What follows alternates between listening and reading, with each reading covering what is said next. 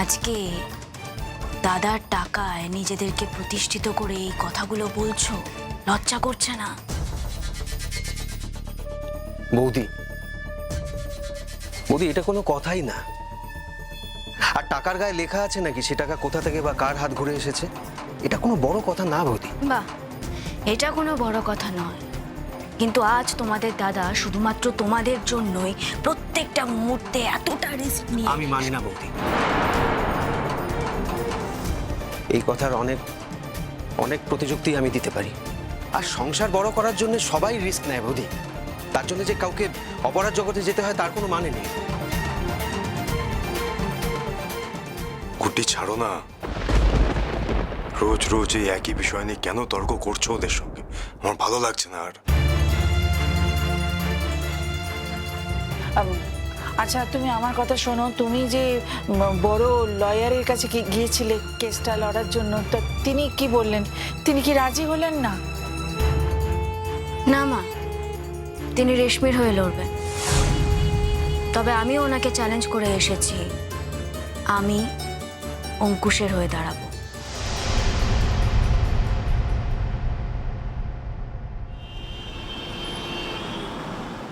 Case তো তোমাদেরই ফরে। তোমার মা আমার কাছে এসেছিলেন। উনি এখানে এসেছিলেন? এক মিনিট, আপনি যেহেতু আমাদের সঙ্গে কমিটেড ছিলেন, আপনি আমাদের পক্ষে নিশ্চয় কথা বলেছেন। হ্যাঁ, তোমাদের পক্ষেই কথা বলেছি, কিন্তু তোমার মা তো খুব একরোখা মহিলা। উনি আমায় শাসিয়ে গেছেন যে আমি নাকি কেসটায় হারবই। Now it's become a prestige fight. দেখো ঋতুরাজ, একজন ক্রিমিনাল, একজন অপরাধী, সে জিতে যাবে আর আমরা আমরা আমরা হেরে যাব। এটা তো হতে পারে না। না, আমরা না, তুমি। কিন্তু বিষয় তো একটাই, তুমি যে অভিযোগ করেছো সেটা তো সত্যি নয়। আপনাকে কে বললো যে যে অভিযোগটা আমি করেছি সেটা সত্যি নয়? আমার এটুকু বয়স তো হয়েছে, এতদিন ধরে কেস নিয়ে ঘাটাঘাটি করছি, চুল পাকিয়ে ফেললাম, আর এটুকু বুঝতে পারবো না? না না, আপনি সত্যি ঠিকটা বোঝেননি। আচ্ছা, আপনি বলুন তো, আপনার স্ত্রী কি ঠিক কথা বলছেন?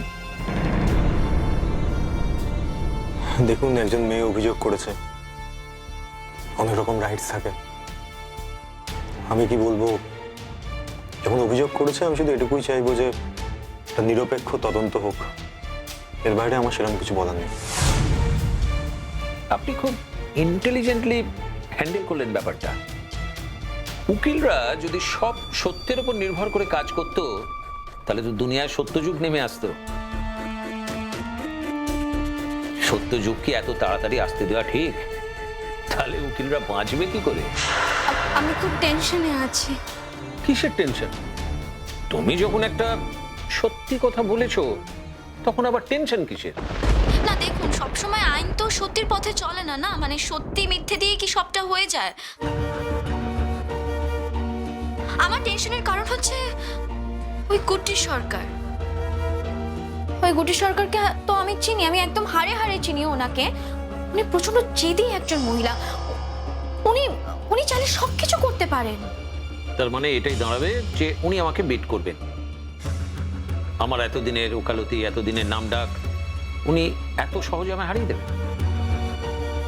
না দেখুন, উনি তো অন্য কোনো লয়ারকেও অ্যাপয়েন্ট করতে পারেন, তাই না? না, আমার মনে হয় উনি কোনো উকিল হায়ার করবেন না। আসলে মানুষের ওভার কনফিডেন্স হয়ে গেলে যেটা হয়, ওনারও ঠিক তাই হয়েছে। উনি ভাবছেন উনি একাই দাঁড়িয়ে কেসটা জিতিয়ে দেবেন, আর লোকে হাততালি দিয়ে বলবে আপনি জিতে গেছেন, আপনার স্বামী জিতে গেছে। যাকে ওসব কথা বাদ দিন, আজকে টাকা আনার কথা ছিল, এনেছেন কি? দেখুন, আমি কিন্তু এখনো কেসটা হোল্ড করে রেখেছি। যদি আমার মনের মতো টাকা না পাই, তাহলে আবার আমি ওকে নক করব।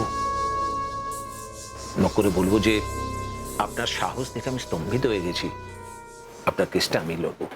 সবকিছুই শুধুমাত্র টাকার জন্য? আমি জানতে চাইছিলাম আর কি, টাকাটাই সব না? মানে কোনো কিছুর মেরিট, সত্যি মিথ্যে কিছুই ম্যাটার করে না? এই কেসটার তো কোনো মেরিট নেই, এই মেরিটটাকে আমায় তৈরি করতে হবে। একটা মানুষ মিথ্যে কথা বলছে, সেই মিথ্যেটাকে আমায় সত্যি করতে হবে। এটা তো ভেরি সিম্পল। দেন লিভ ইট।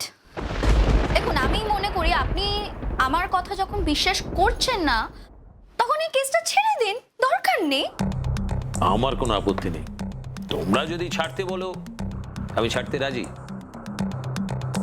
আমার সত্যিই কোনো আপত্তি নেই। কি হচ্ছে এটা আমি তো বুঝতে পারছি না। লাস্ট মোমেন্টে এসে এখন আপনারা কি চাইছেন? ঋতুরাজ, আমি তো কিছু বলিনি, আমি জাস্ট আমার লেজিটিমেট ডিমান্ড করেছি। আমার টাকাটা কোথায়? টাকাটা এনেছো কি? আপনার কি মনে হয় আমরা এখানে এমনি এমনি এসেছি? অবভিয়াসলি টাকা নিয়ে এসেছি। আজকে তো আপনাকে অ্যাডভান্স করার কথা ছিল। ইনফ্যাক্ট আমরা জানতামও না যে গুড্ডি সরকার আগে থেকে ইট পেতে রেখেছে। না না, আমি যখন আশ্বাস দিচ্ছি তখন গুড্ডি সরকার কে? গুড্ডি সরকার কিচ্ছু করতে পারবে না। এরকম অনেক গুড্ডি সরকার আমি জীবনে দেখেছি। তা কই টাকাটা?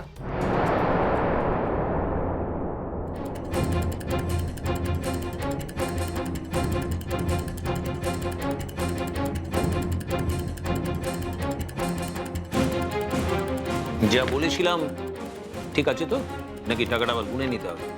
আমি অসৎ নই। যখন আপনাকে বলা হয়েছে, ও যখন বলেছে ওই টাকাটা আপনাকে দেওয়া হবে, তার মানে ওই টাকাটাই আপনাকে দেওয়া হবে। আমার মনে হয় আপনার গুনে নেওয়ার কোনো প্রয়োজন নেই। তা যদি চান আপনি গুনতে পারেন। না না, আপনি যখন বলছেন তখন আপনার কথাই বিশ্বাস করছি। খামোখা আবার গুনতেই যাবো কেন? ঠিক আছে, তাহলে কাল দেখা হচ্ছে কোর্টে। বলছিলাম যে আমাদেরকে কি আর কিছু করতে হবে? করণীয় তো একটাই আছে, আমি যা যা বলেছি তা ঠিক বেদ বাক্যের মতন বারবার আউড়ে যেতে হবে মন্ত্রের মতো, ঠিক আছে? হ্যাঁ, মানে যা সত্যি সেটাই বলবো, বারবার সত্যিটাই বলবো। আমার সঙ্গে যেটা ঘটেছে আমি সেটাই বলবো। তুমি ওকালতি জানো নাকি? জানো তো, জীবনে এমন অনেক পরীক্ষা আসে যার জন্য আমাদের নতুন করে অনেক কিছু জানতে হয়, শিখতে হয়। আমরা তো কেউ জন্ম থেকেই সবটা শিখে জন্মাই না, আস্তে আস্তে সবটা শিখি।